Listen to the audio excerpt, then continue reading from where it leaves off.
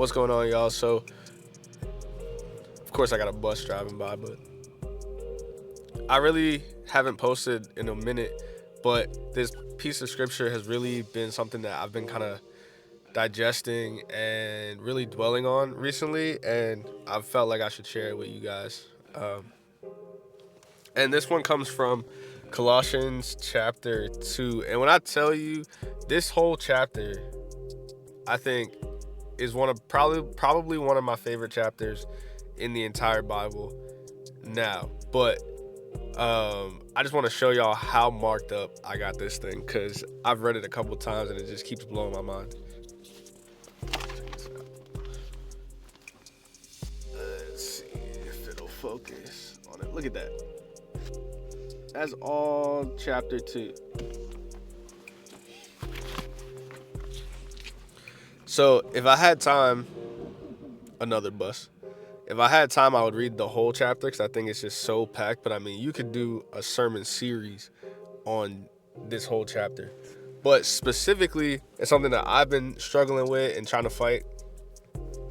Is that I've been trying to, what does it mean to actually live, holy and upright and live life with integrity and this thing, like, what does that actually look like, right? And how do you practically and simply live this thing out, which is like the Christian walk, right?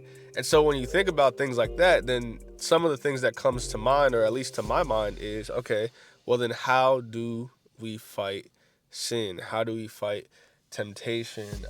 What I'm learning is there's a difference between going at your faith and making the do's and don'ts your actual faith, right? Like, you can't make what you do and what you don't do the thing that you have faith in. You have to keep your faith in Jesus, and the things that you don't do end up just being a byproduct of your faith in Jesus. And what I mean by that is, if we look at chapter 2, right?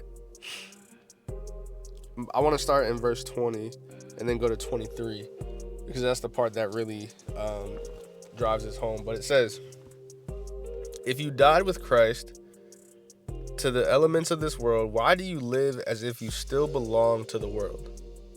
Why do you submit to regulations? Don't handle, don't taste, don't touch.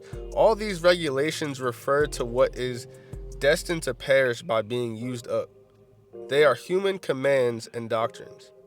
Although these have a reputation for wisdom by promoting self-made religion, false humility, and severe treatment of the body, here's the best part: they are not of any value in curbing self-indulgence. And I thought that was just such a wild statement. I thought that was such a wild statement from Paul, because I'm like, you think that it's easy to think that all these things that you could put in place, right, are gonna help you, not sin, right? Like, I'm gonna stop being on Facebook all day. I'm gonna stop. I'm gonna delete Instagram. I'm gonna fast from all social media. I'm gonna stop listening to secular music. I'm gonna blah blah blah, right?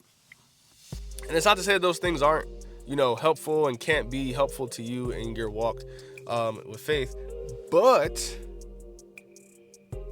if you put your faith in those regulations and in those boundaries, then I feel like what Paul is saying here is that if you put your faith in those things, then they have no use and will not actually help you in your quest to not, self-indulge, right? As he uses here.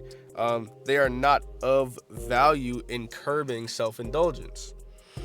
And so I just thought that was wild, but this came together for me with another passage that I have been dwelling on, and I thought, Paul says a lot of really profound things, but I think the book of Romans is one of the most profound books you'll ever read in your life. And I think, and I've been saying this a lot recently, is that, like, if you just read the book of Romans over and over and over again, you still would have a hard time understanding it. I think that it's just one of the hardest books to understand, but one of the most, weighty books. I don't know how to explain it. Either way, But this other quote that Paul says really, really got me, and I really didn't even understand it at first, but I'm going to read it here. This is in Romans chapter 14. I'm going to start at 22 and go to 23. But he says, whatever you believe about these things, and just for some context, these things, what he's talking about is kind of the things that aren't really like sins. Like in this context, people in the church in Rome were dealing with, some people didn't want to eat foods that were sacrificed to idols, and rightfully so. Jewish people weren't able to eat certain foods. Gentiles were coming out of a life of, they weren't having any of those kind of regulations, and then you have Jewish people putting regulations on Gentiles and different things like that, right?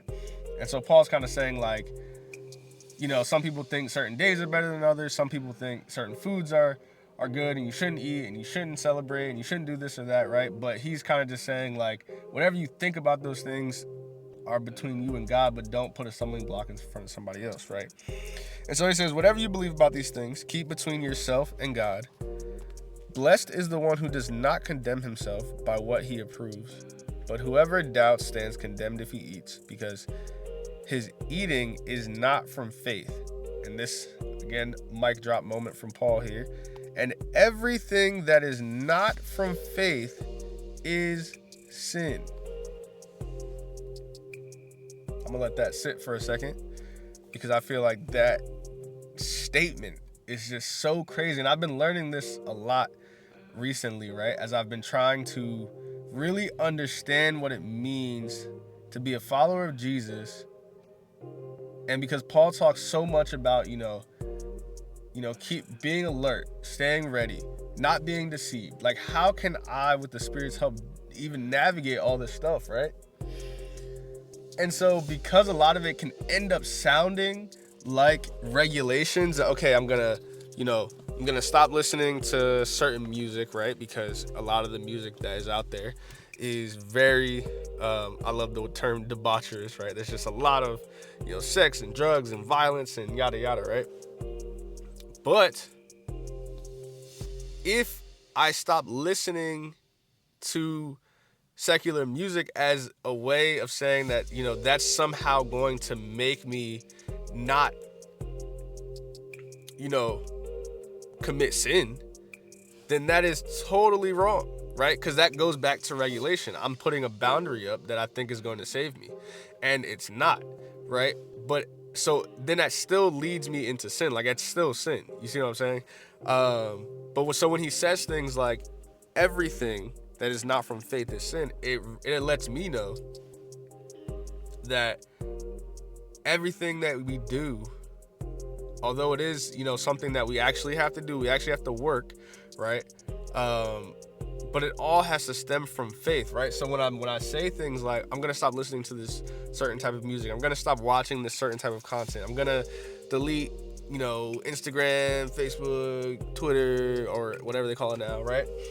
Yeah, I can say those things, but if doing those things is not being stemmed from a place of faith, right, then they have no value at all. And that's what I'm starting to learn. Like, it doesn't matter if you do those things or not. It doesn't matter if you fast for a week. It doesn't matter if you do any of that stuff.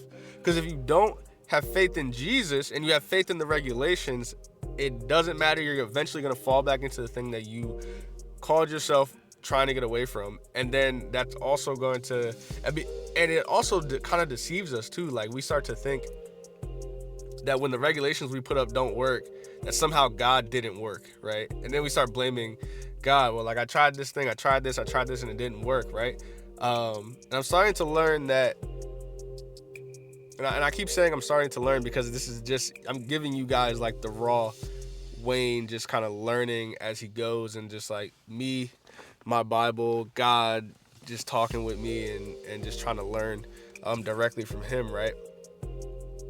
But I've been learning kind of as I've been going that the cure for sin is not regulations, right?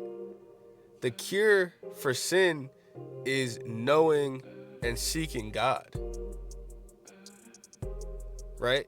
And the only reason that we can know and seek God face to face is because of Jesus Christ. We have to have faith in Jesus Christ in order to be reconciled with God, so then that we can love him with all our heart and seek him with everything that we have.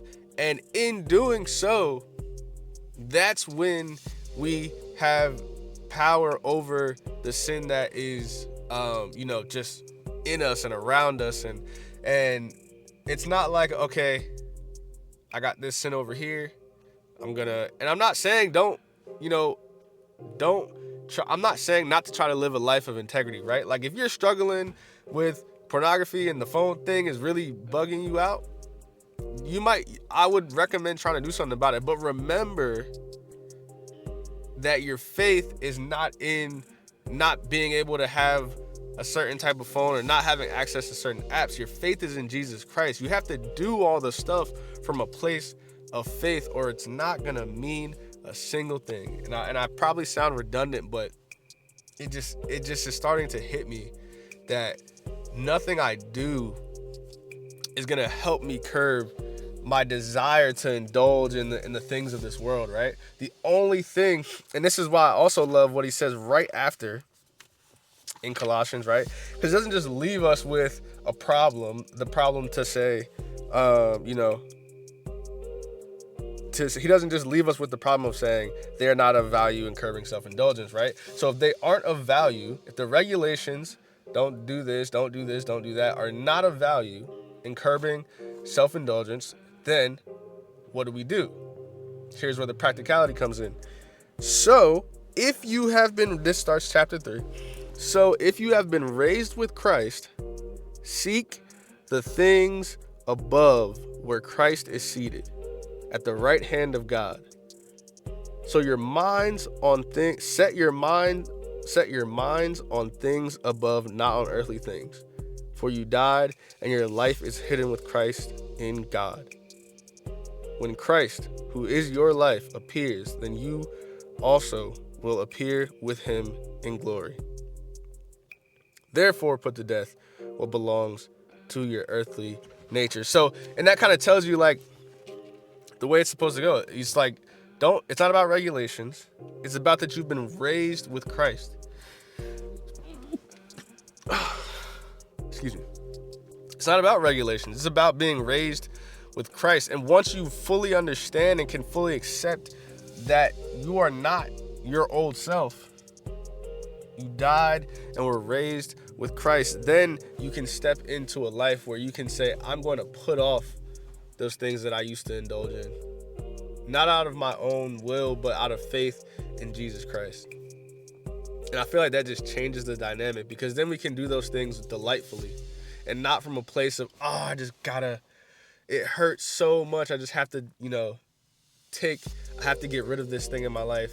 And then you just yearn for it more and more and more, right? But we can be like, I have so much, my faith in Jesus Christ is what makes me want to delight in not doing this or not doing that, right?